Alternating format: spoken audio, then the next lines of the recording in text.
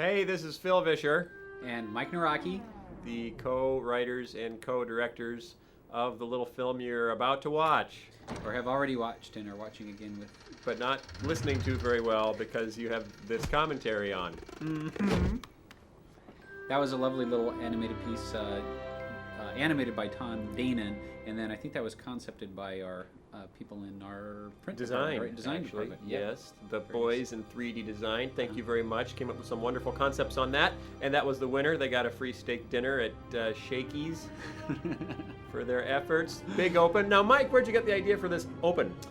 Well, there's a little film called The Land Before Time. Is that so? Yeah, that my That's daughter's a fan of the That's a scene. classic. It is, and the very first one actually had this nice little water intro with this little dinosaur-y like creature swimming around in the water. But I like the bubble treatment, and we decided to tie that into our night sky treatment, and I thought that worked out really well. Yeah, and there was also a Perrier print ad that used Perrier bubbles as stars. Oh, I didn't know. I did not know Yeah. that. Okay. Did that inspire you? No, no. Okay.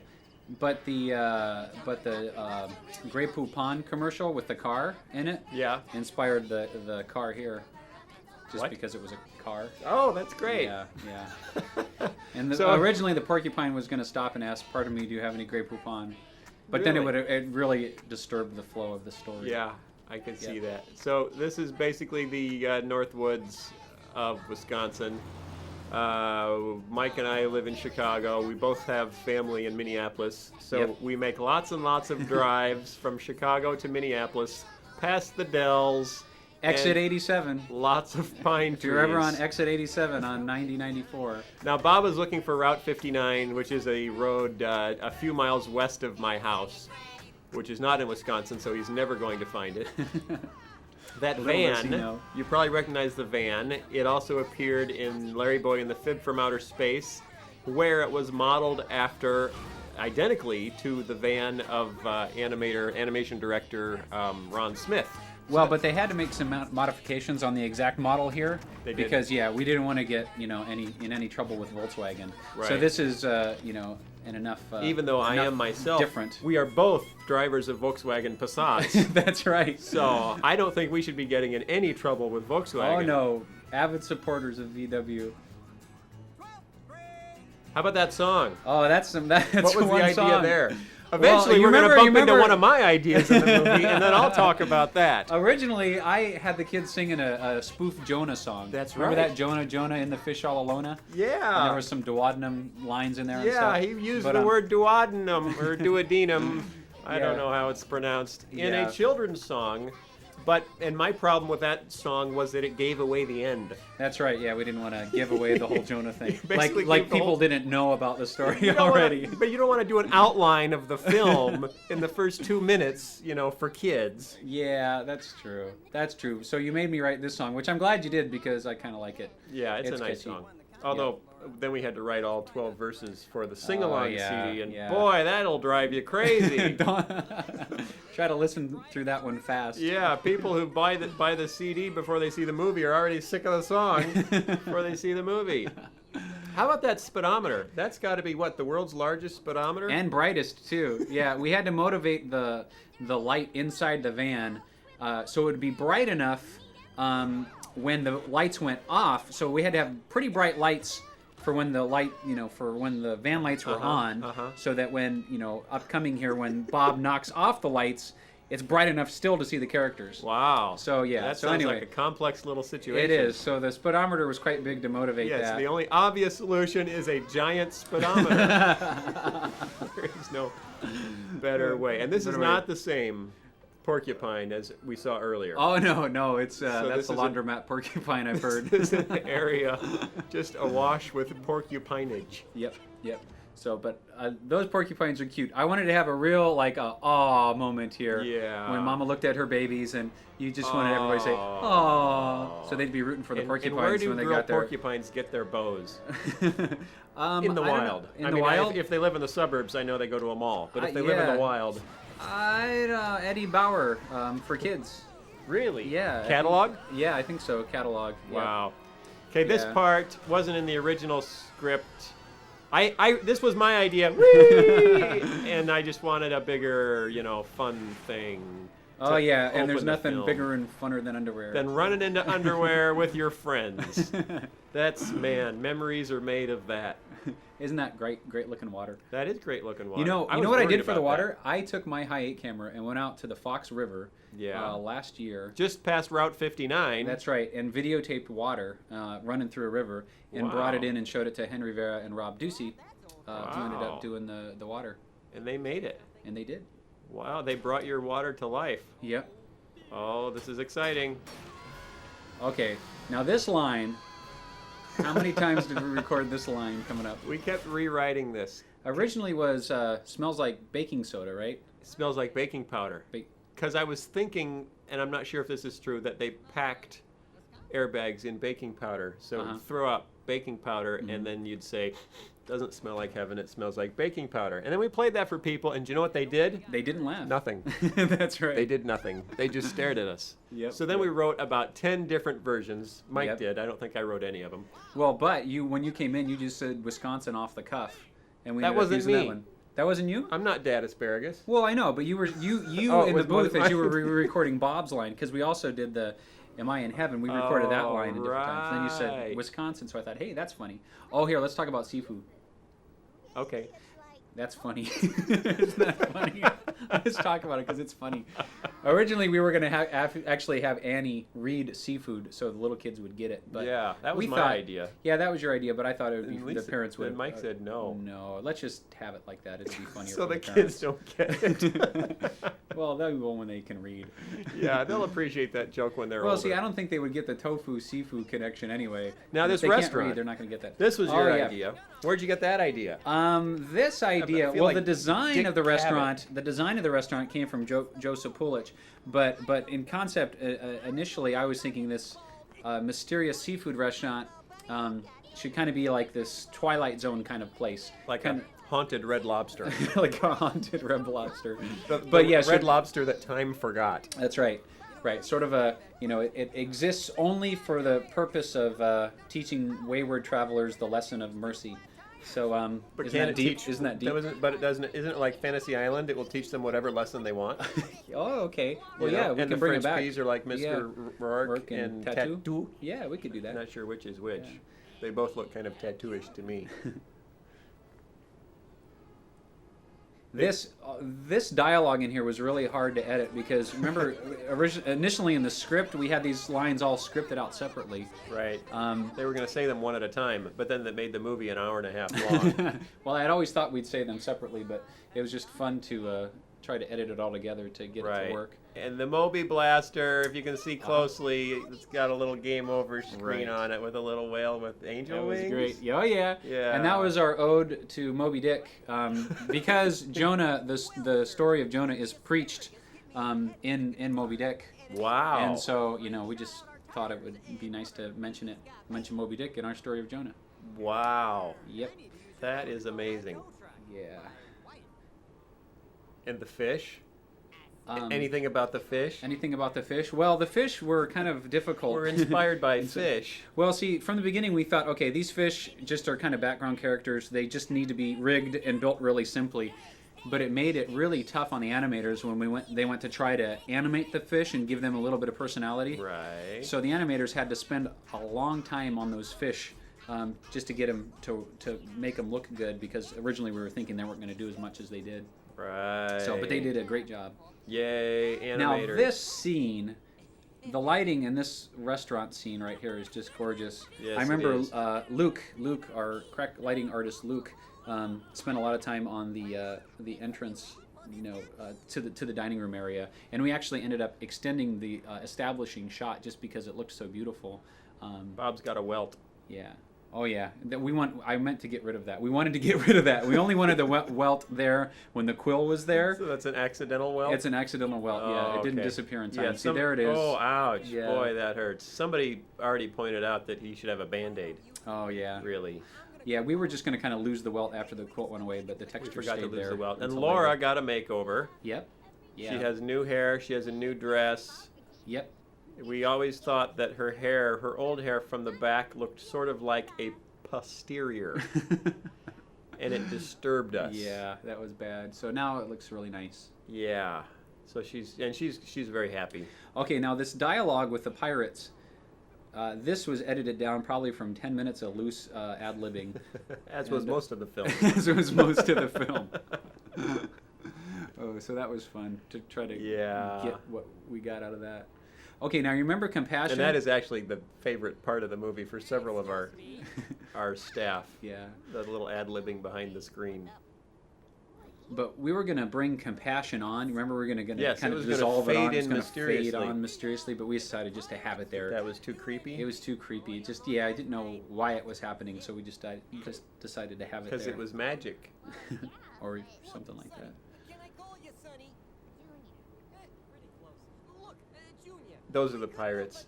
Yep, they don't do nothing. Zilch. Except for this one time when they did one this guy. one thing. Oh, now Junior's eyes, this is interesting too, because Yeah. at the beginning of the film, when we had switched over from soft image to Maya, Junior's eyes... Different animation software. Different animation software. Junior's eyes were smaller in the Junior model, the Maya Junior model.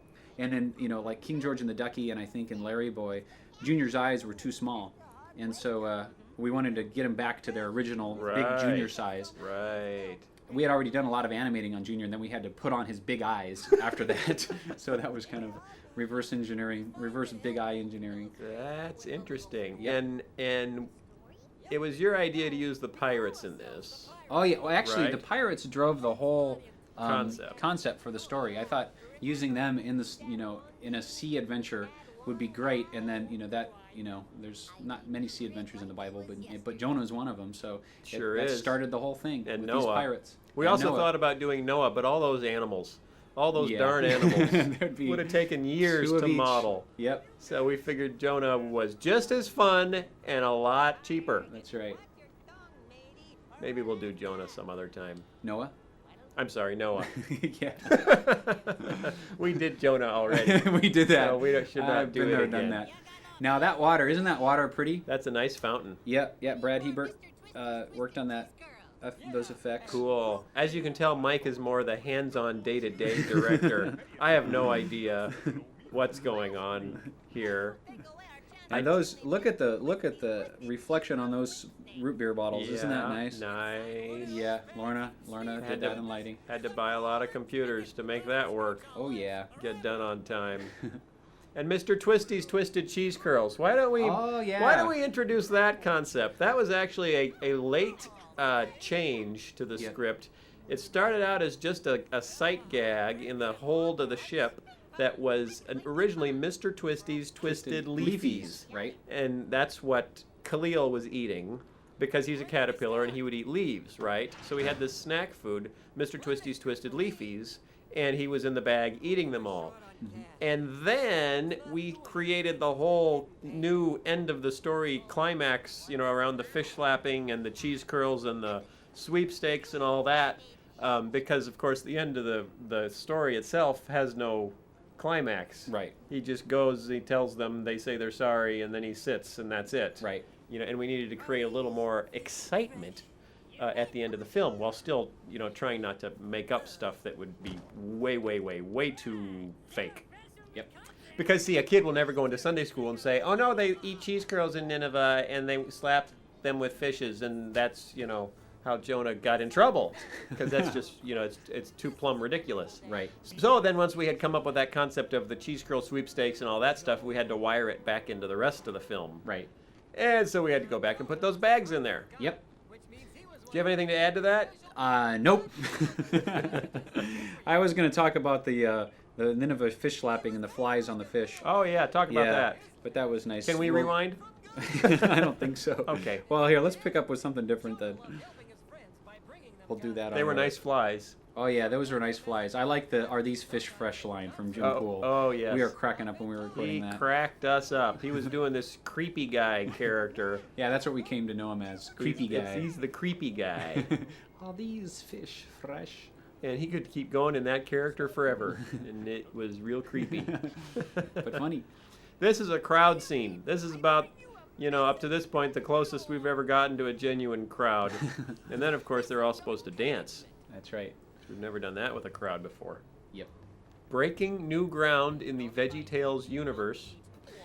Now, Reginald, Jonah's camel, he's basically Jonah as a camel. We wanted to give him the same personality as Jonah. They're both, kind of upper crusty, and He was designed by Dan Lopez. Or the camel? Initially. Oh, I thought by Tom Bancroft. Didn't Tom do that? No, because the initial camel designs were in '99. Oh, really? Yeah. Oh, okay. I think Tom Bancroft revised him. Oh, okay. Yeah, both great designers, though, by the way. Great designers all. This was a fun sequence to figure out whether it was offensive or not. That's right. We didn't know if bagels were going to be offensive to Jewish people, but we asked several, and they said they loved it and it was hilarious. But then we were actually still concerned. We've grown conservative and risk-averse in our old age after getting a few too many letters over the years. But we thought, bagels, Starbucks would be really funny. But then, due to our risk aversion, we decided not to use Starbucks, and then we just made it Java. But we've still been getting good laughs about that. Well, we'd like to open our own Java. That would be good. Maybe in our new building. We should trademark that before it's too late. It's probably too late already. Oh, well. Oh, well. Look at all the veggies jumping around. Isn't that exciting? Yep. Some of these scenes right here, like you should see the water, the sea in the background. Yeah. But we just decided to keep it out because it was easier that way. Yeah. And those girls rolling back and forth, that was my idea. Oh, yeah? Yeah. Good idea. Well, you wrote this song. So. I did. That's right. Yeah.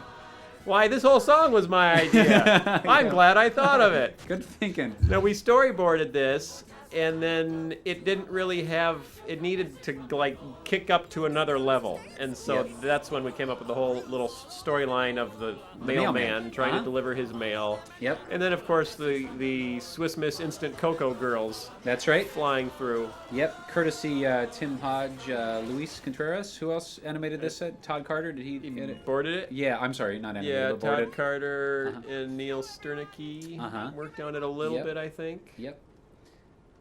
All geniuses.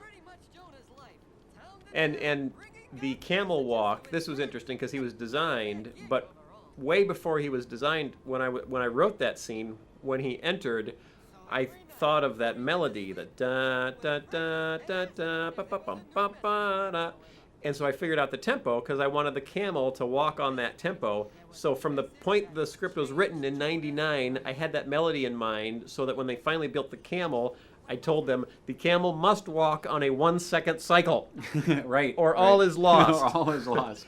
And so not having, the film wasn't scored, but they just animated the camel on a 1 second walk cycle so that when we went to score it, it fit perfectly. Yeah, Mark Volcano really put a lot of work into getting that camel to move right. And also Chris Hickman, who did most of the camel animation shot by shot. Wow. Got that camel just right. He sure did. That we need to have the camel come back. Yeah. In something else. Oh, now this is fun. This is fun. This was our first work with an outside 2D studio. We thought Calabash. about trying to do it in-house at first, and then we realized we were really busy.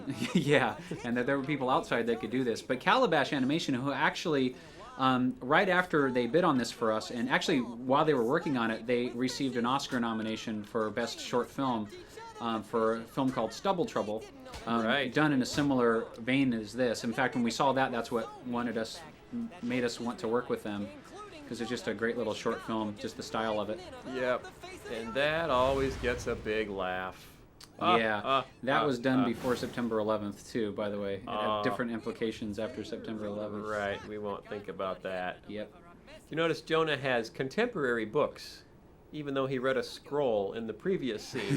Here, we thought about, do we give him stacks of scrolls? And I thought, just give him books. Yeah, we wanted to. Yeah, he's going to be the British explorer. At one point, he actually had golf clubs in his tent too, but we took those out. But he does have a little tea set on the thing in the back there. But I love the color in this tent. It's really lit well. Dan O'Brien and others worked on the inside of the tent. And friends. Who did the map on the wall? Joseph Pulich, I believe, painted that map.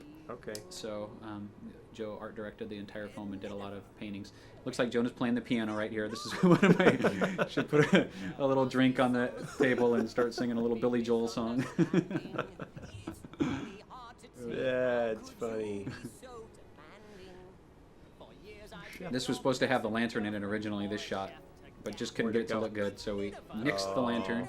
That's so sad. Yep. That really would have made the film. It would have, You know. with that lantern there. Oh, well. And we did some paintings. We couldn't get that flap of the tent looking right, so that's actually a painted tent flap. That's not 3D. That's painted as well. Oh. So we had a lot of great integration of 2D and 3D in this film, more so than we've ever done before, for backgrounds and foreground stuff. So we switched to 3D tent flap there. You could tell the difference. I sure can. Yep. Wow. And this is kind of funky. Yep. This wasn't in the script.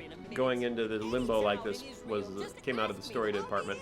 Those guys proposed it. I was just going to have them stand around in this little tent and sing the whole song. They said, "Oh no, That'll never work. let's figure out a way to spend more money."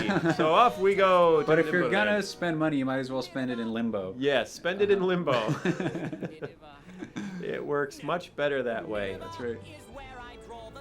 Boy, you know, it was really hard to get that paper to bounce like that. That was really Yeah, tough. I bet it Yeah. was. Chris I've Hickman tried to again, bounce the camel paper. guy, Chris Hickman, The made camel that guy. thing bounce just right. Wow. Your messages are meant for... Isn't that a pretty flame on That's that a lantern? pretty flame. That's a real nice flame. Yep. Yep. Pa agrees. I think Pa makes a pretty good narrator. Okay, look, Bob's welt is gone by now. Yeah, he went to the bathroom and he buffed it out. He's made of corian. Oh, welt buffer. There's a welt buffer you put in a quarter in the bathroom. Yeah, It's kind of like a shoe shine machine. Yeah.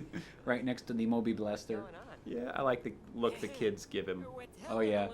Yeah, this is Tom Danon, master of the subtle look. As I was saying, it sounded like God wanted to offer mercy to Jonah's And it was, enemy. I mean, the idea for the contemporary historical integration was kind of inspired by Titanic and the way they had handled their story.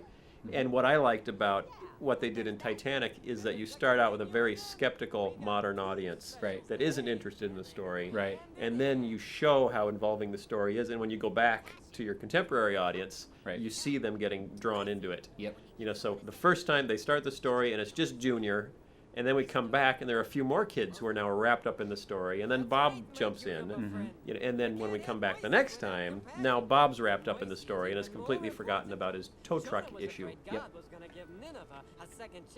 I just liked that. I like that too. I'm sorry, I was watching the movie. Good thinking. That and that song, just nice. Now that tent design, I remember Joe Sapulich did that drawing way back in '99 when we Yeah. first started thinking about the film, and then it got put on hold for a year while we went around looking for the money Right. to make the film. But that was one of the original designs. And back then, the whale was a hideous sea monster that would have scared the popcorn out of any child in America. Very nice design, though. Very nice but design. Scary design. Yes. I love this shot These here. shots are I just really love cool. that shot. But we redid this whack quite a few times to achieve maximum silliness. Probably went Yeah. about back and forth about 5 times on the look of that whack into the sign. Boy, was Archibald upset about that. He was. Must I do another take? Where's the stunt asparagus? Now, here we start to get into a lot of water issues because we're starting to see different types of water close up. We have this little boat slip right there next to Yep.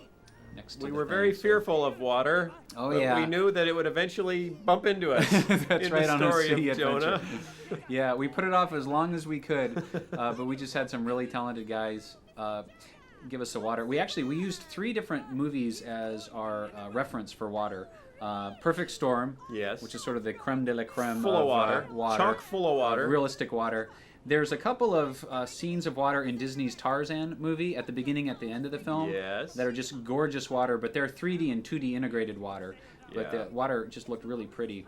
And then we looked a little bit at James and the Giant Peach, which was sort of early 3D water, and decided that we wanted to do much better than James and the Giant Peach. Are you saying for that water. this is better than James and the Giant Peach? Far be it from me to say that this is better than James and the Giant Come Peach, on, but man. I think our water looks better than James and Get the Giant off Peach. your high horse. My high seahorse. What a pirate ship. How about that Oh pirate yeah, ship? that's a beaut. Holy mackerel. That's a good-looking pirate ship. Oh, we couldn't This was fun. The little record scratch stopped, and then Yep. their explanation of the life of a pirate Yep. who doesn't do anything. Yep. At one point, that line was Regis. Oh yeah, Regis Remember is that? on in a half an hour. Yeah, but And Alf just has a. it wasn't getting a laugh. Yeah, And so yeah. we went back to the well of TV nostalgia. Yep. Of course, then after we finish the film, we see Alf popping up in long-distance commercials again. So I think Alf was in the stars for coming back. we are. What is it when you know things ahead of time? Deja vu. Pre something. Yeah, Precognitive. precognate. Yeah. Prescient. Precog. His boxing gloves behind him, and Yeah. there is somewhere on the ship. There's a Larry Boy That's a really plunger. pretty shot too. Oh, I love that's that shot. what. Yes, when I wrote this part of the script, that was the shot that I had in mind as the most beautiful shot in the movie. Yep. I Comes could pretty s- close. I could see it in my head. Could that be. one's really nice too. Yeah. This next scene right here was a write-in scene after we realized that from our initial script that the movie wasn't long enough. Yes. which is never a problem we've had before with our VeggieTales. We've always had to cut stuff out. But it's just that darn story of Jonah isn't very long. It doesn't have very many plot points. chapters. No, but I like this. I like the way this one turned out because it kind of, it lets us get to know the pirates a little bit better. Classic Mike absurdity. Tangential absurdity. 101 with Mike Nawrocki.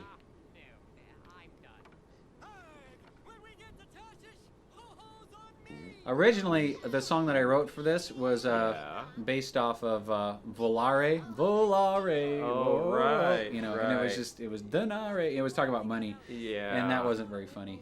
No. It's, and a lot we of things are funnier on paper than they I'm are. sure we would have when had to pay actually- somebody too. Yeah, that's true. Yeah, it's the domain thing. Yeah. This is gorgeous. This is Joseph Pulich's design. Joe is also a prison chaplain. Oh, That's And- right. Yeah, and so the bars here that are cast by the grid on top of the boat, by the sun, are reminiscent of prison bars. And Joe actually went into a prison and drew this set. They His let him pals out with on the guards. Tuesdays so he can work with us. The question is, who is in there that was marking off the days on the side of the... Was someone locked in the hole? I think it was Robinson Crusoe, actually. Oh, really? Yep, Oh, yep. here's Mr. Twisty's Twisted Cheese Curls. Yep. And we had to actually, at the last minute, we had to put a different texture on that because up until near the very end, it still said Twisted Leafies on it. Oh, dear. And it kind of gotten through the pipeline, and then we realized, wait a minute, that has to say Right. Twisted Cheese That can be an Curls. issue. Now, who's this fella? This is Khalil. We searched the world over for our little worm friend. Voice of Tim And we Hodge. actually, at the very beginning, started out, because in the Bible, it's a worm that shows up at the end and changes the course of the story. And so we started drawing a worm to see if we could pull off a limbless worm character, and it was just gross. Yeah. And I remember looking at the designs and say, no child is going to want to hug that. Right. That's right. like a snake, with a face. It just wasn't. So, and Yeah. then I think Dan Lopez, again, the guy who did the original, this was also back in '99 before we put the film on hiatus, came up with the idea of, well, maybe he's more of a caterpillar than a worm. And then on the bottom of one of his pictures of this proposed caterpillar worm said, my mother was a caterpillar, my father was a worm, but I'm okay with that now. And just kind of threw that down to explain what he'd drawn. And that actually kind of created the whole character. Yep. Of this really friendly guy with a bit of a insecurity issue Right. about his upbringing.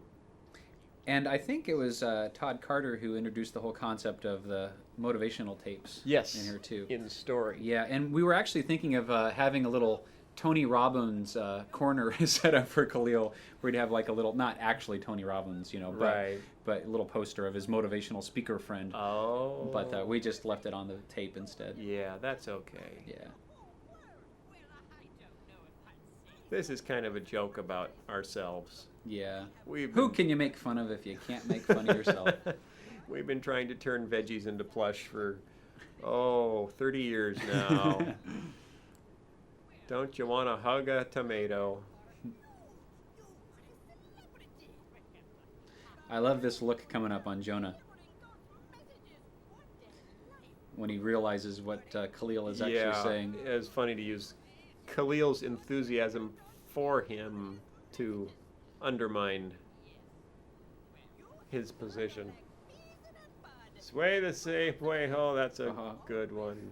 Oh, boy. This was actually a hard scene to write because we typically don't do in VeggieTales characters just standing around. Can I say something real quick? Yes. See that little Groucho Marx move? Yeah. It proves to me that proved that we're getting old. That because Amber, one of our animators, Mark Volcano and I had talked to her.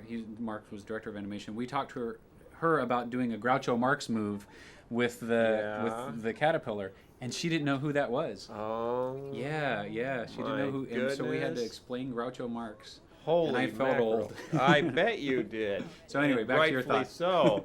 What was I talking about? It was hard to write because typically VeggieTales characters don't just stand around and make quippy dialogue for a long time. Right. You know, they're either singing a song or teaching something, and most of the humor in VeggieTales is very situational or just one line and then we're off to something else. And this was, like 4 or 5 minutes just to stand around and try to, move the plot along and try to be as funny as possible. Yep. And boy, it worked. I was really nervous until we saw it with a crowd. Yeah. And they laughed. Yep. Because, when you've been working on the movie for 2 years, nothing's funny right. You anymore. forgot what's supposed to be funny. It's so far from being fresh that you can't read any of the jokes well. So sitting with an audience and having them laugh was that was nice. Very nice. It's a very cute scene though, and well lit. Yep. And pretty, and the running gag of Khalil thinking they're off to save camels comes back up a couple of times. Yep. And now we go to our dream sequence. Yeah, this is another fairly inexpensive sequence. If we could make a whole movie like this, boy, we'd be done in a week. But there's a really good dream sequence in the Coen brothers, the Hudsucker Proxy. Mm-hmm. That you use to turn. It's a major plot point, kind of hidden under a dream. For kids. So that's probably the closest thing to what we were trying to do here. Yeah. And Pa as God is kind of funny. You got to admit that's kind of funny, right? Oh yeah, funnier than Val Kilmer. Oh, I'm not going there. And so then the water becomes the transitional element from before the storm to the storm. Yep. The water drops on the pillow are really cool. Oh yeah, yep, very cool. I like. Who did those? Robin Henry. Oh. Yeah, Robin Henry. Nice. Very nice. Thanks, Robin Henry. Yep. Originally, the storyboard artist wanted a bunch of stuff floating around in there, and Khalil in a cup floating on the water. Oh yeah. And that was going to be so complicated. Yep. That we rethought it, and we put them on barrels that were heavy enough to stay stuck to the bottom, so they weren't bobbing all over the place. Right. But light enough to slide around in the water. Yep. So that was a technical consideration. Yeah, this scene went through several different iterations, I think. We finally landed on this one, obviously. But I think the very first one, Pa was actually going to hop up to Jonah, in like standing water. And that was really too hard to do. That was going to kill us all. Yep. So I think this is a good solution.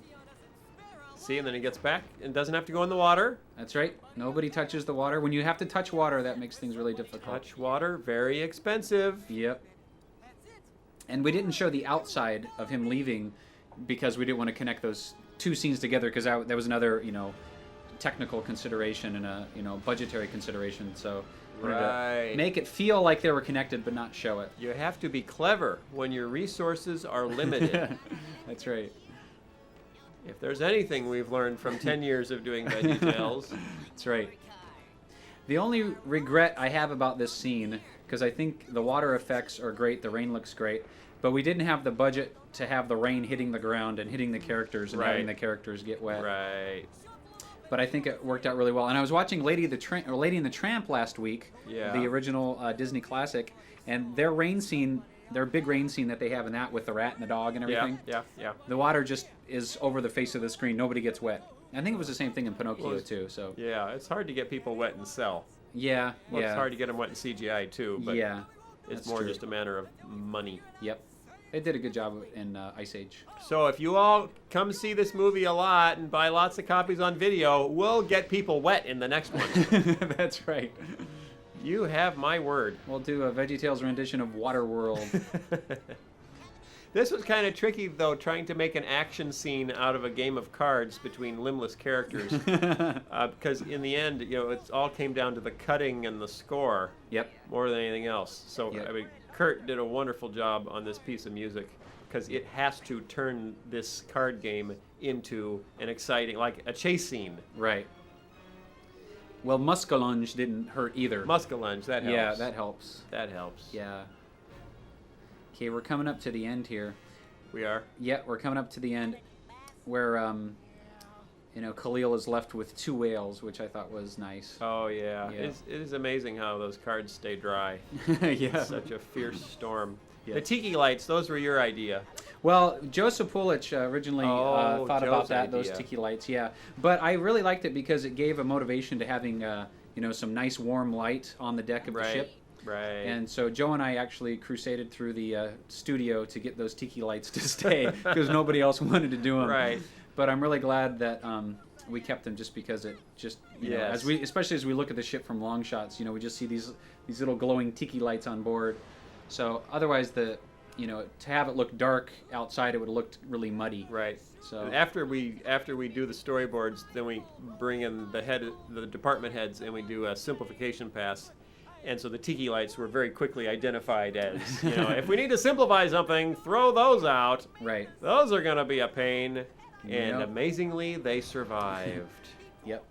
Yeah, they the guys in technical development were able to rig them to the boat and wind effects so that the animators actually didn't have to animate those individually. They were all connected to the boat, and they had random, movement cycles on them. So That is didn't so have a cool. whole lot of, intense animation involved. We've done wonders for the tiki industry. Yep. We had the production management Jonah rap party at my house, and I went out and bought tiki lights that looked just Yeah. like that. Wasn't that nice? That was nice. Yep. I wish you all could have come. It was at Mike's house. We had plenty of leftover shish kebabs. You There- would have yeah. all had something to eat. And they were great. Steak and shrimp shish kebabs, no less. Yeah, it was a themed party. This is kind of ironic. Oh, see, camels. The camels. See, turn every gag into a running joke. Yep. Anything's funnier if it comes up again, except for dinner. I was going to say lunch. Oh, Moose Lake. Oh, boy. Oh, we can't forget our Moose Lake friends. Yeah. Yep. It all started way back at the very silly sing-along 2. We got our Tell them petition- the story. Well, we got a petition letter from a radio station in Duluth about people being upset that Mr. Lunt had taken over Silly Songs with the Cheeseburger song, which came up in Madame Blueberry. Yeah. And so the radio station had a bunch of people a bunch of their listeners sign a petition, and one of the petitions was signed by a woman in Moose Lake, and Larry really liked that. Larry the did, I cucumber. He remember. just thought that was really funny. So we've had a long-standing Have love a- affair with Moose Lake. Now, this scene was kind of tricky because it wasn't working for a while. It just seemed like a tangent that didn't go anywhere. Yeah, our head Which of it- story. which it Our head of is. story wanted to cut it out originally. Remember, we had to fight Yes. for this scene. Yeah, everyone Yeah. wanted to cut it out. Yeah, except for us. Was it just it was us like and the it? tiki lights. No one's gonna take away our motorboat and our tiki lights. And the music change makes it work better. Going Yeah. from the orchestral score to this surf guitar thing. That makes it work better. But it actually is related to, a real plot point. Yep, it's In a the reversal story. in the story itself. Yeah, when the sailors attempted to row back to shore and they couldn't do it because the storm was And too that's strong. after Jonah had said, "You need to throw me in." Right. And they said, "No, we're not going to do that. I know, we'll row back to Joppa." Right. And they tried to row, but they couldn't do it. Yeah, and it makes the pirates out to be nice guys too, because at least they're Yeah. trying to help out. They're trying. Yep. But alas, God wants something different for They're Jonah. not as competent in things mechanical Yep. as we would hope. It has been delightful, but I must go now. Now we bring in the men's choir. You always know you're getting dramatic when you bring in the men's choir. Yep. This prayer that Paul says here is right out of Jonah, right out of the biblical account of Jonah. Everything except for keep my ducky safe. Really? Yep. The rest is verbatim? Verbatim, yep. What version? NIV, I believe. NIV, we believe. For those of you following along at home. Page number? Depends. Okay. There's the ducky, and he's got his shower cap on. Is that cute or what? There's a little foreshadowing with Khalil, because he's going to Yes. show up in that bowling ball later. He seems to be close to a bowling ball. Huh.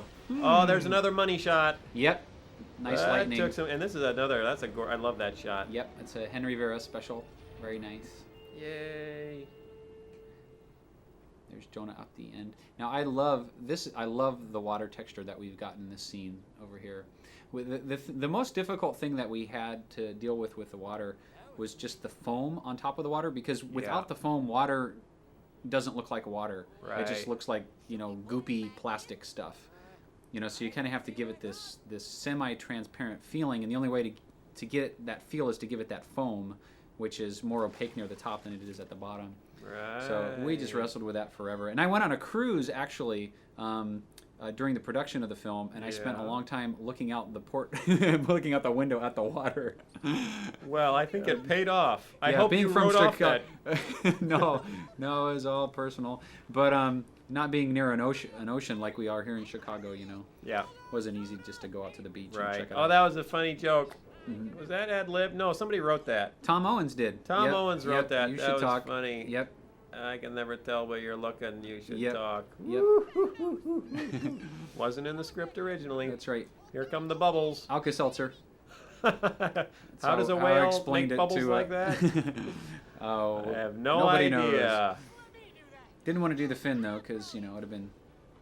Yeah, You know. that would have been different. But Would we have been actually, to test this scene, we had edited it, and then we actually cut the music from Jaws, from John Williams' score, Yep. into our story reel, Right. and it worked amazingly well. Oh yeah, it was unbelievable. Like it had been scored. right for yeah, that all film. the cuts lined up in the perfect spot and everything. It Right. was So then amazing. when Kurt went to do the final, we just said, hey, just work off this. Yep. And make sure we don't get sued. That's right. That was about it. It's an ode to Jaws, but not Jaws. Oh. This took forever, both in animating it and in doing the effects, to give the whale the scale that it needed to have.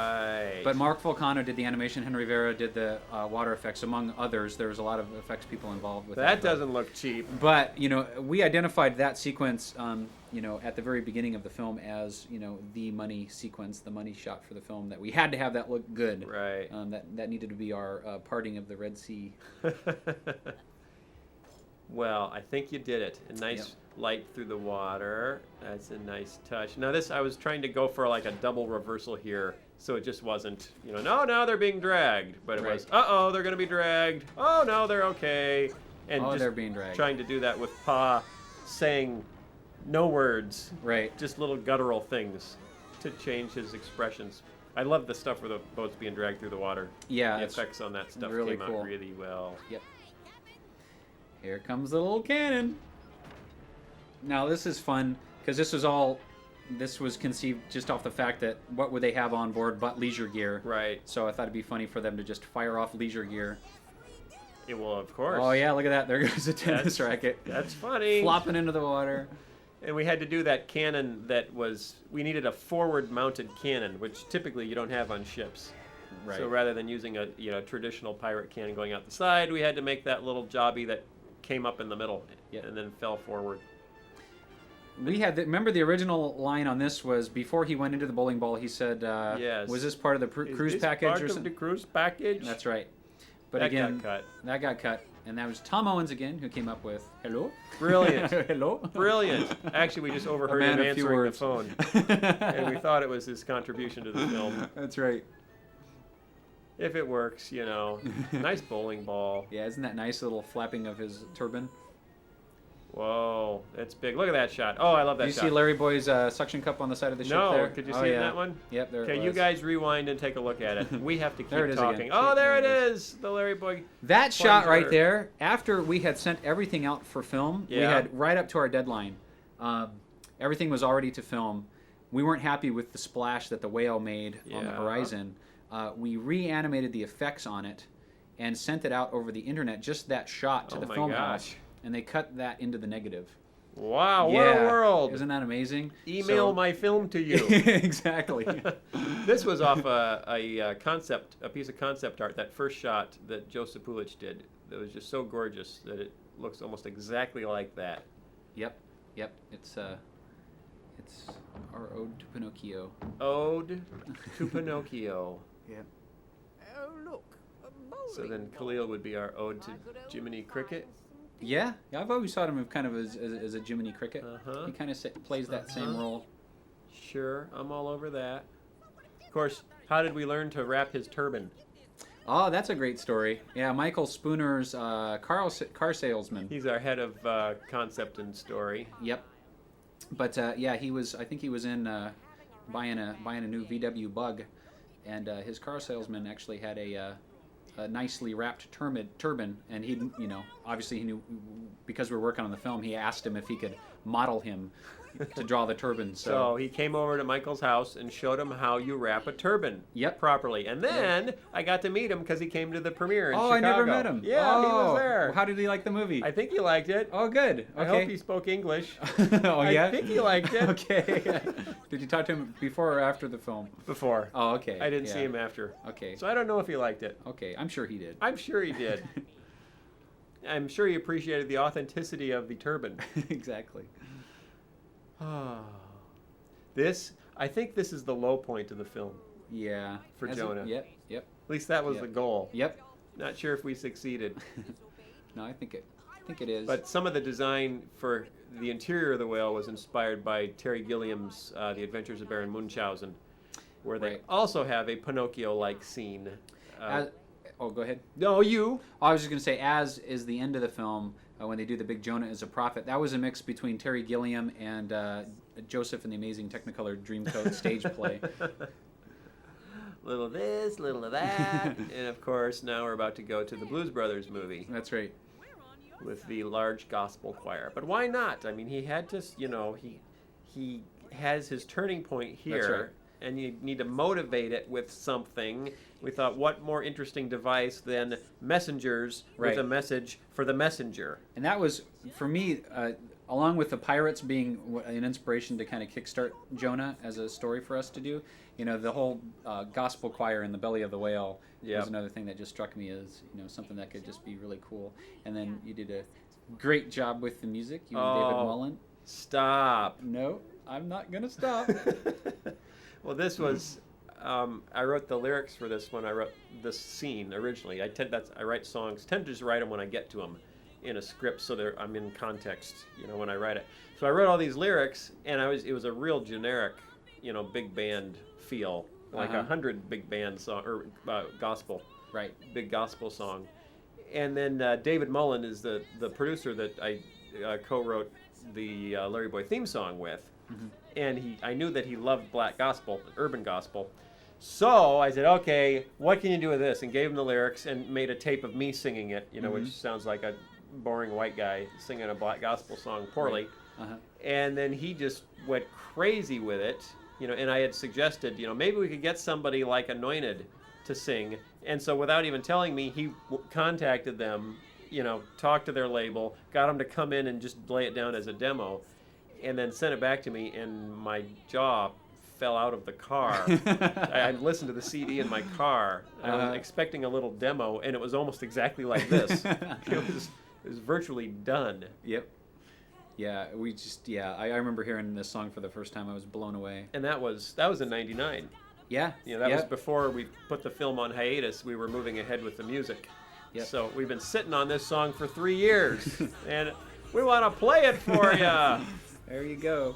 And then all this was heavily influenced by the Blues Brothers film, where John Belushi and Dan Aykroyd show up in the Jake and Jake Elwood. and Elwood, yeah. Jake and Elwood, yep. Show up in the church with James Brown leading the gospel choir, and people jumping off trampolines all over the place. This one was a fun one too because we had spent a lot of time in layout with this song because we needed to keep the camera moving and keep the song alive. So we went back, many times after it was actually laid out initially and played around with just really subtle camera motion to get the song to stay alive. It was also an interesting edit because typically, we storyboard these things straight ahead, and then that's the shot order. We very seldom scramble stuff up in editing. But on this one, Luis Contreras had done storyboards for it, but didn't really have the feel for the song, quite down in the storyboards. So I took all his storyboards home and cut this, on my laptop with Final Cut Pro for you budding editors out there, and just completely disregarded the order of the drawings and cut it like a music video, which was actually a lot of fun. Except that little break in there. That little break in there. Your idea. That was my idea. I thought that'd be funny to do kind of a spoof on Madonna's Vogue videos. Yeah, we've never mentioned that as a reference. Oh yeah. For the film. Yeah. Okay. Yeah. We always forget to mention that in our interviews. Madonna. That paradigm of moral instruction. But it actually turned out to look nothing like the Vogue video because I had this picture of what it was in the back of my brain and I actually referenced it there online, like little version of the video, and it turned out not look like that at all. Right. But, that one shot there, you see it with the orange. That one there looks like the MasterCard logo. Oh yeah. With the orange and the red light. Yep. I'm always thinking about credit. We spent a lot of time getting these angels to look like they were jumping on trampolines too. So yes, that was did. Kind of hard. As opposed to being heaved across the room. Now look how many angels are there. How many angels are in that shot? There's like 700 angels in that shot. That's crazy. That just near about broke all our computers doing that shot. It was. Oh, it's gotten quiet here. Oh, that was funny. Was that a story guy's idea? Because it wasn't my idea. Going up to the surface. Yeah. Because that's so stinking funny. But I didn't think of it. I don't remember where that idea came from. Somebody else thought of it. Yeah. They're funny too. Yeah. And now everybody's into it. Even Bob is into this story. Even grumpy old Bob. Grumpy old Bob. Even though he didn't like those people very much. So did he get another chance? See, still at this point, Yeah. the whole addition of Khalil as the tow truck driver hadn't been conceived. We weren't even going to do anything with the tow truck driver. That's right. We weren't. Until we rewrote the end. And originally, the angels were supposed to come back in. The lead angels were going to come back in like they were Twippo's backup singers. Right. And they were waiting on the bus for them to come back out. And it just didn't work. It didn't work. Yep. So we showed it to people, and they did nothing. Yep. So we came up with the Khalil coming back thing. Yeah, and I think people wanted to see Khalil again. So. More is expressed here through a whale's eye than many films have in all of their acting. I love that shot, that ICBM missile out of the water. And that was the idea from the very beginning. In the script, it said he's launched like a missile out of a submarine. Yep. And they nailed it. Yep. Now this I thought was absolutely hilarious, but it's not getting the laughs I expected. Oh, but it's very endearing. It's not laugh out loud, but okay. It's kind of cute. Oh, I want to talk about the Lawrence of Arabia scene. You guys thought it was funny, I right? thought it was funny. The camel. This shot, when they did the 70mm re-release of Lawrence of Arabia in the late 80s. Yes, tell me all about it. It was one of the highlights of my movie viewing experience. Of your life, really. Of my life, yeah. I just thought it was the most gorgeous shot. And actually, in the re-release, it was like a 5-minute shot. If you go out and get the DVD of Lawrence of Arabia, it's cut short.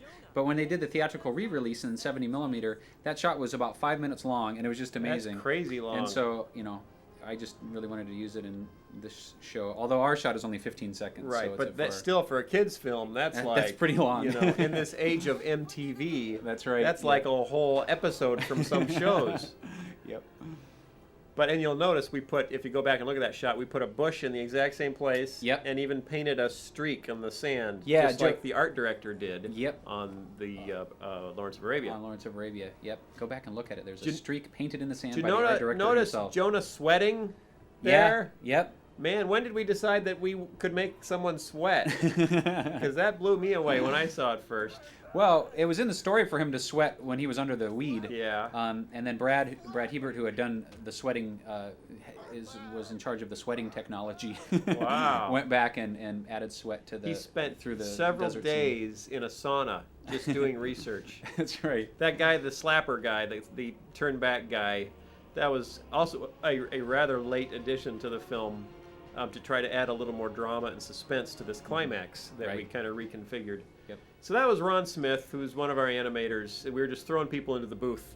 Quick here, you go in here. We need somebody to yell. And he ended up also, because the city official who's coming up also was a late addition, he ended up doing that too. He did both of those guys. We wanted to make these. We thought about making these two P's the French P's, Jean-Claude and Philippe, Yeah. which would have been even more Holy Grail-like.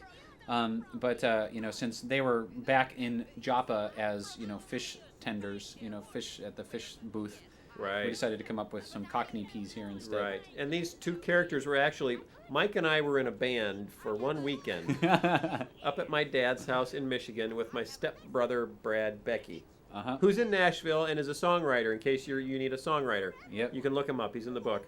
But anyway, we made a band called the Fuzzy Zealots, and it was a British band. Yep. And so Mike and I, Brad what was he playing? He played the guitar, right? Yeah, he played the guitar. You were playing the Tuba, trombone. the trombone, and the And drums. I was playing right? the drums. Oh, you're playing the drums. I was right, playing right. the drums. Yeah, so we had guitar, trombone, and drums. And the songs weren't all that great, but the dialogue that we were coming up with, in these characters as kind of extreme Cockney, singers, was actually pretty funny. And so that's what I thought of when we needed those two guys, was let's pull out those characters we did in the Fuzzy Zealots. Yep. 115 years ago. Couscous, that Couscous. always gets a laugh. Oh yeah, yep. That was something else originally. That But was. Khalil's eyes, there's something wrong with his eyes. Oh yeah, there. yeah. What's that about? His eyes, if you notice, up when he gets spit out of the whale through the very end of the fish, the big slap of no return scene, his eyes are a little bit different. Originally, his eyes connected at a point, near his tear ducts. Yeah, when I saw the first tests of the first scenes coming out with him in them, he wasn't as cute as he was supposed to be. Right. Something had happened between the concept art and the construction and engineering, and his eyes weren't being very cute. They weren't being very cute. So we redid him. He was already built, but we redid him. But there are two different Khalil models, as there are two different Jonah models. There's a dirty Khalil and a clean Khalil, a dirty Jonah and a clean Jonah, based on, being in the whale, being spit out of the whale. Right. So, and then when we go above the hill on Nineveh, Jonah is still dirty because he hasn't learned anything. He hasn't repented, but Khalil is back at it. He's come as clean. He's come clean.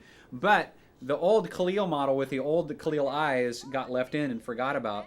And luckily we never see him, big. His eyes big in here, so it's really hard to notice. but if you these look are close, his old eyes. he's not as cute here as he is in the beginning of the film and the end of the film. Yep.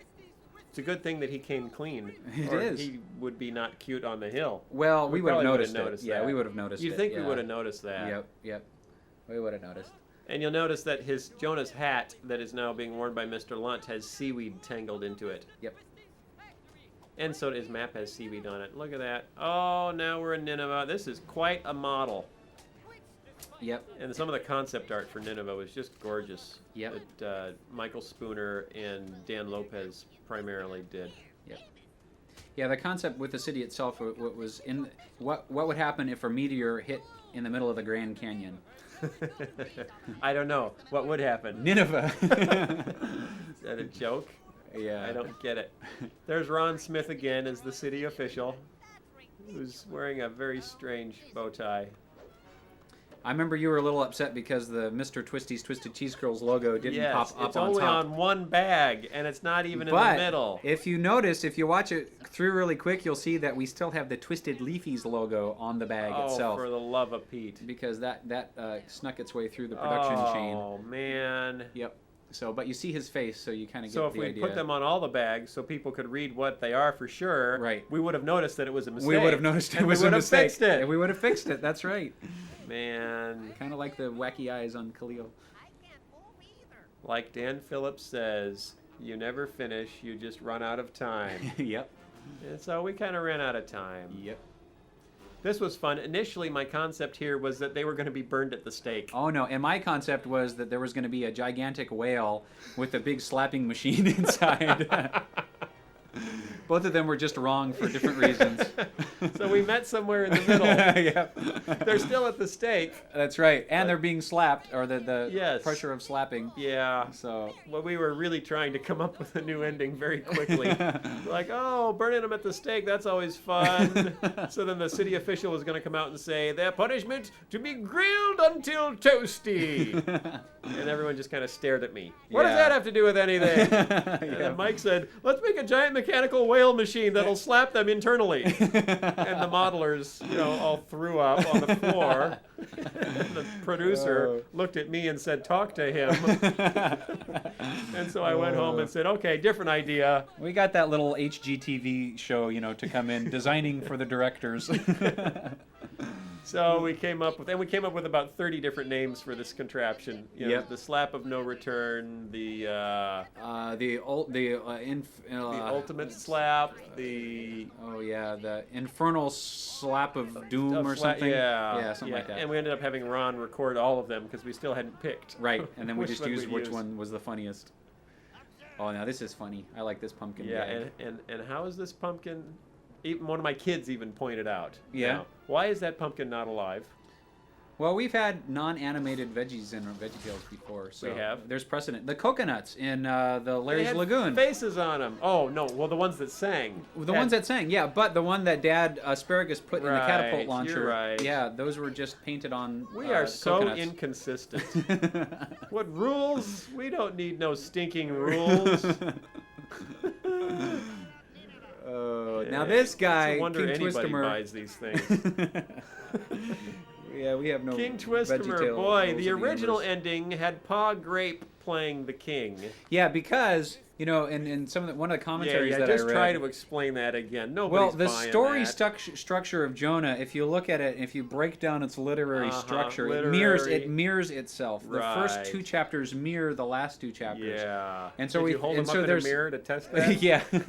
So the sailors really played a similar role as the king did, the court of Nineveh did. So Right. so that with that in mind, we originally had Pa as the king of Nineveh, but it just didn't work. And Lunt and Larry as his sidekicks. And so didn't we work. boarded it all Nobody that laughed. way, and we showed Yeah. it to people, and they just stared at us like we were crazy. Said, no, get it? I don't know what it is. It's like the Dead Poet Society, where they rip out the book of Yeah. literary function and say, "That's not going to work.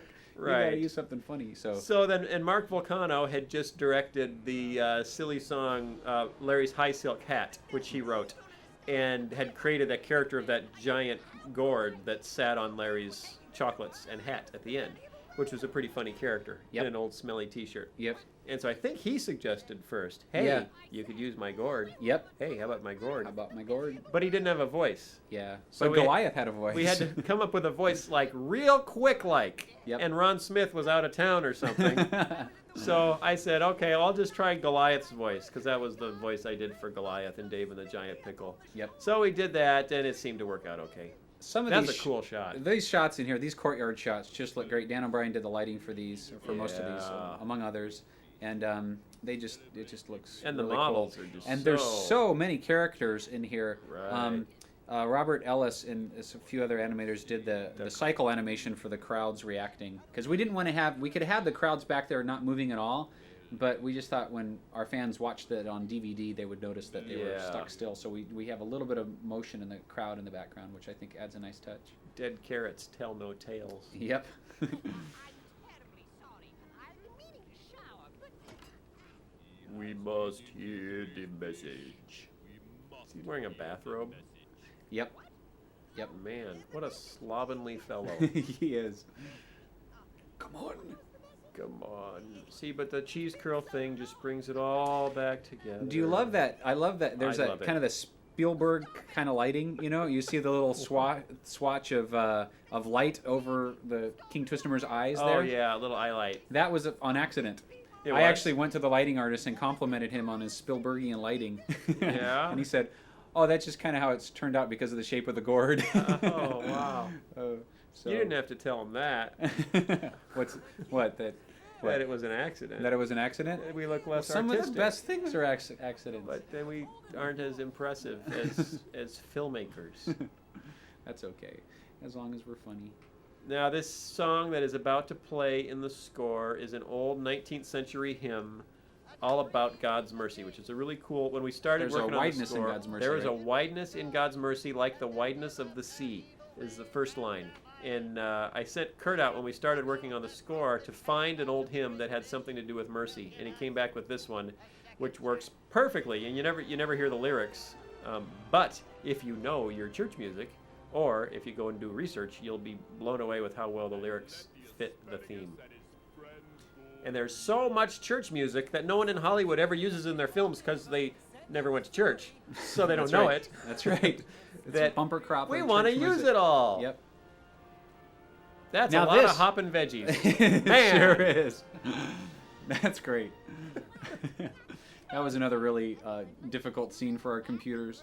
I bet. Well, there's quite a few people in that one too. Now this scene, you'll find this interesting. I don't know if you heard this before, but this was the exact same lighting as the entrance to Nineveh scene, which was much darker and orangier, lit the same way, but just color corrected. Oh, you're Yep. kidding. Nope, no. And starting here, this is Wow. a different lighting scheme, but Nice all that stuff background was just paintings recolor by corrected. Chuck Vollmer. Oh yeah, beautiful. Woo, Chuck.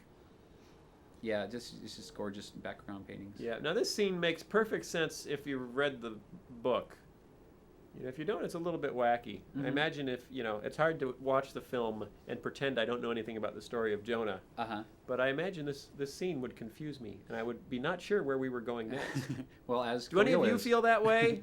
Well, Khalil does. What are we Yes, doing? look at him.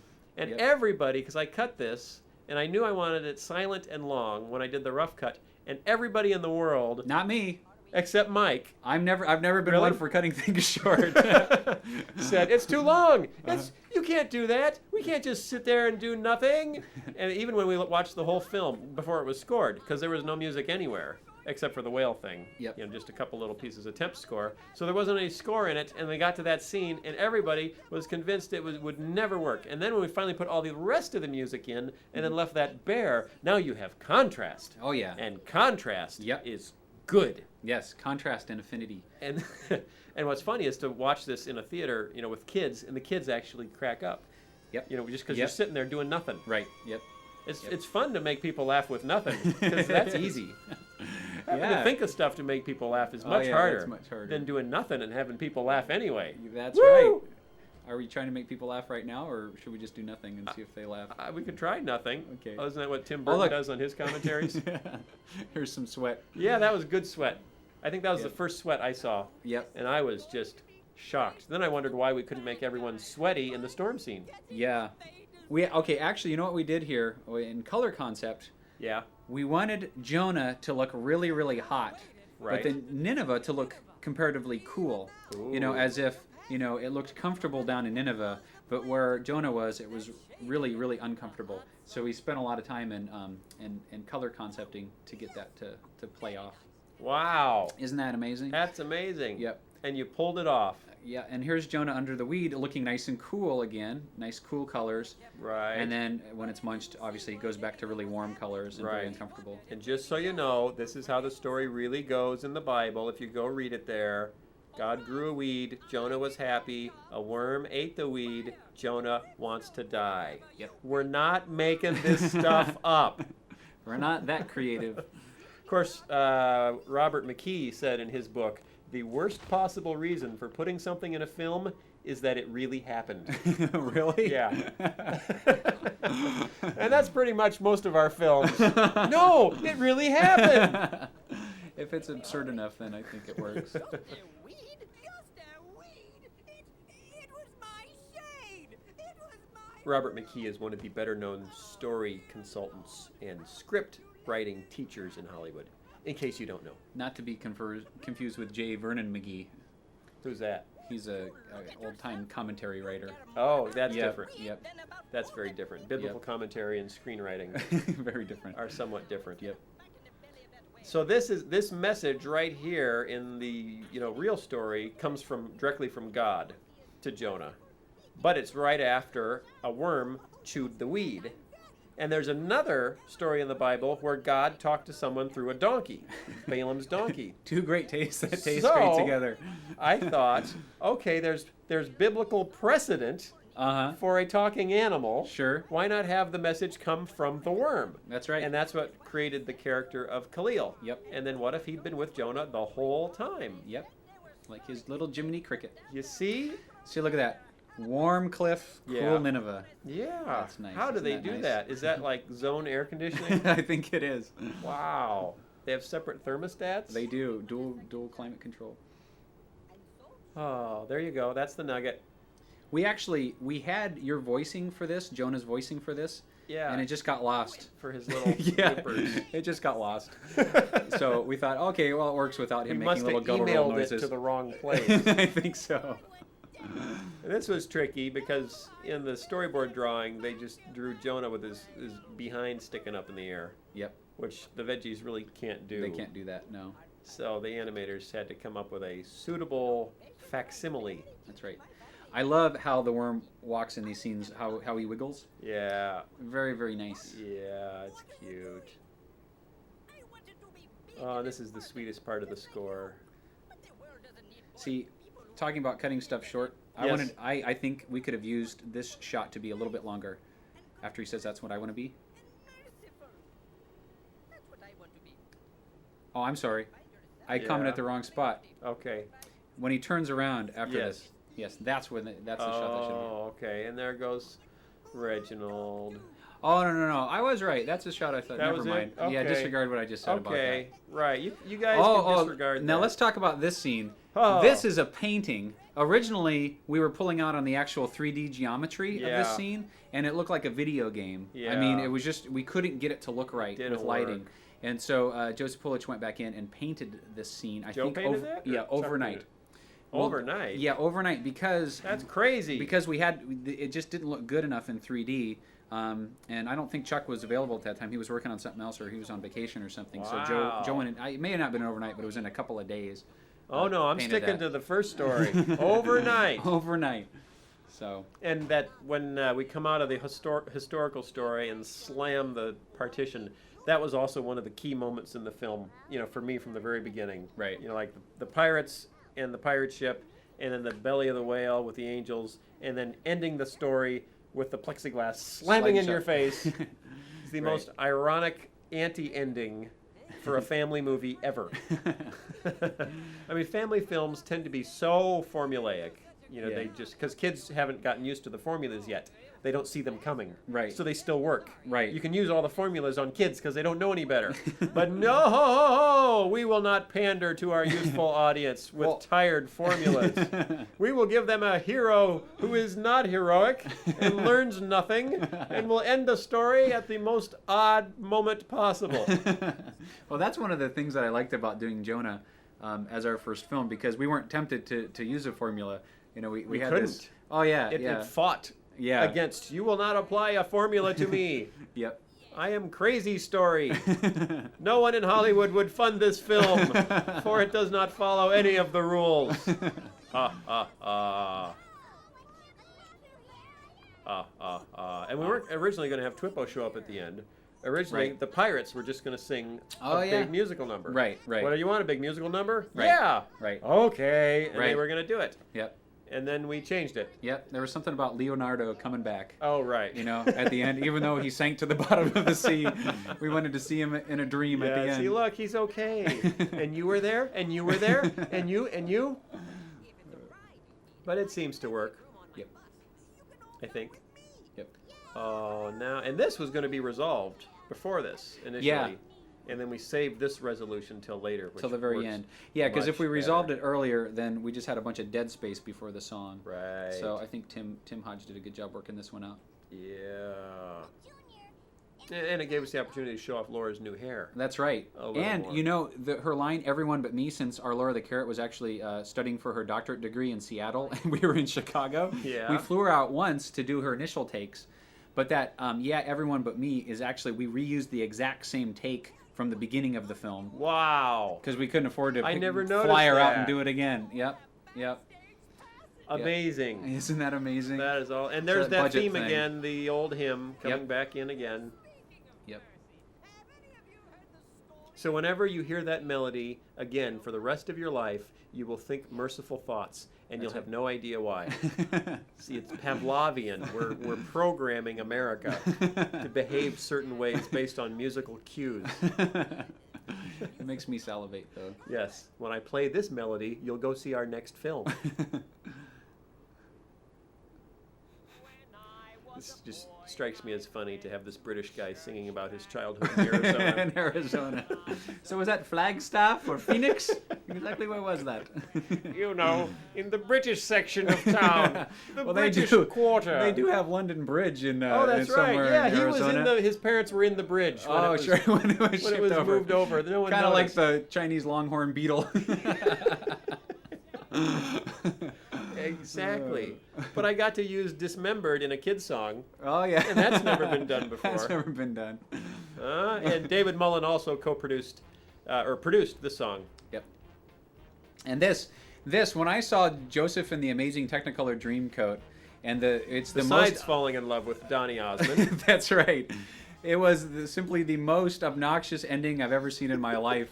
And Nothing against Donny Osmond. oh no, it was 'Cause he intentionally was hot. obnoxious. Although when I brought my daughter to see Joseph in the Amazing Technicolor Dreamcoat in Chicago, her thrill was What? not that she got to meet Donny Osmond, which she Right. did, but she Right. got the signature of Pharaoh's understudy. Really? And he was hot. Oh yeah. Wow, that's Yeah, amazing. but back to our film. Yep. So this was so Amazing Technicolor Dreamcoat mixed in with little Baron Munchausen. Yeah, because the way the waves turn on this were inspired by Baron Munchausen. Right, Sort of those right. rolling waves. Go check it out. Kind of an odd film. Yep. Second act drags a little. You know what I found out? I read this online. Time Bandits, Baron Munchausen, Yeah. and Brazil were part of a trilogy Get out of here. of the development of the individual throughout life. Time Bandits was as a Oh, my child. goodness. Brazil was as an adult. Really? And Munchausen was as an elderly person.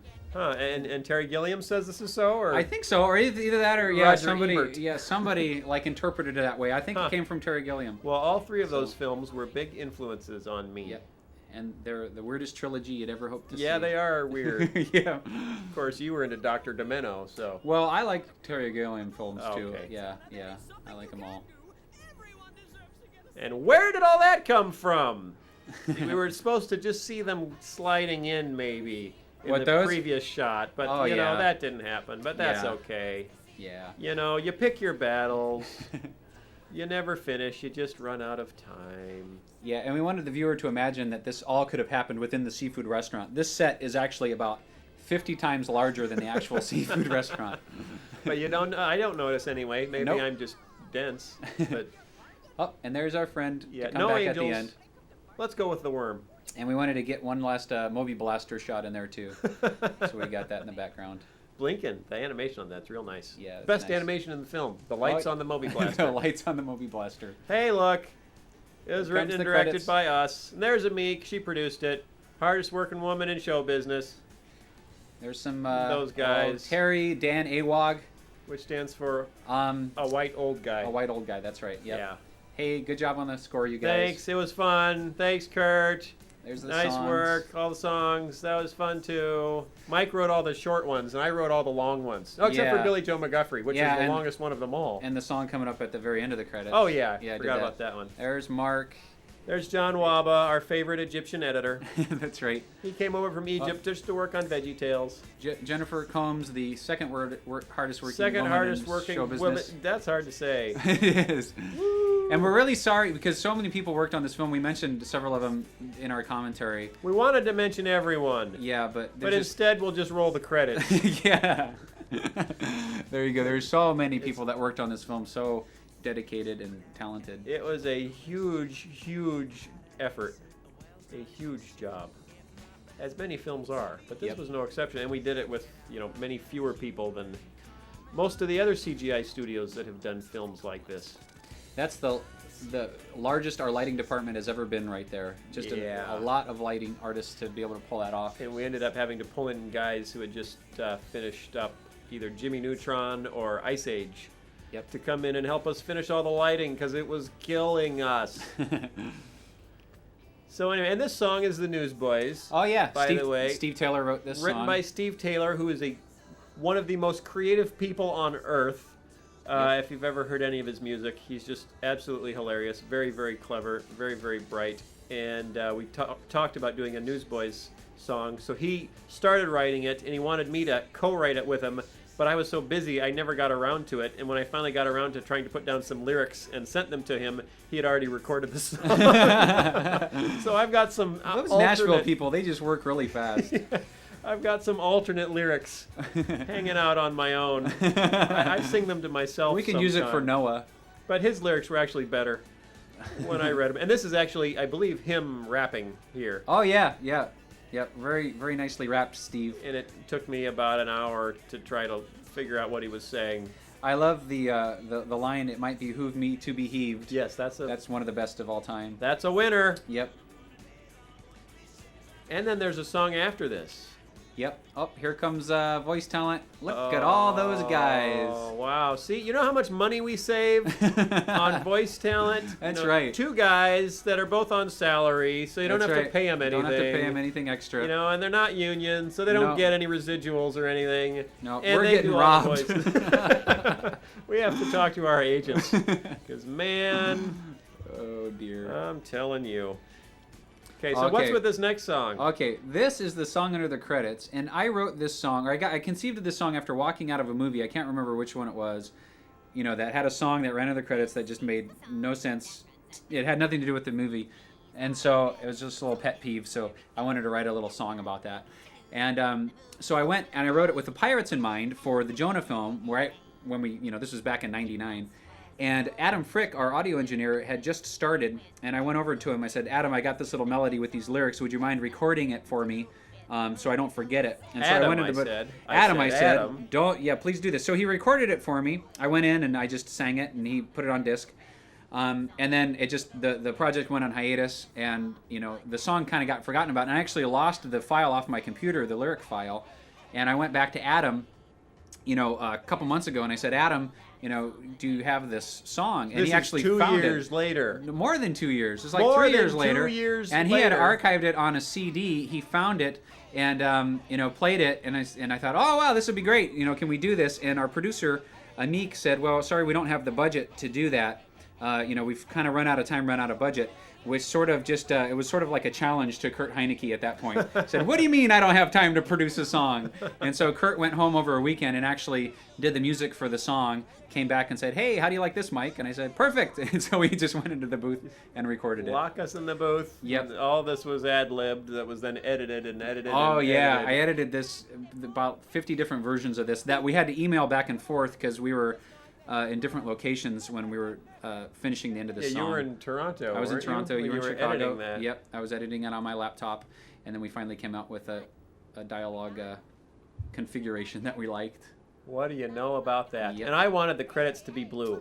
I wasn't wild about that, but I like it now. Are you okay with it? Yeah, I like the blue credits. So you're not sore? No, I'm not sore. Good job on the blue. Thanks. We're all done now. Look, more blue. That's nice. Okay, we're gonna go watch a movie. Yep. See ya. Bye.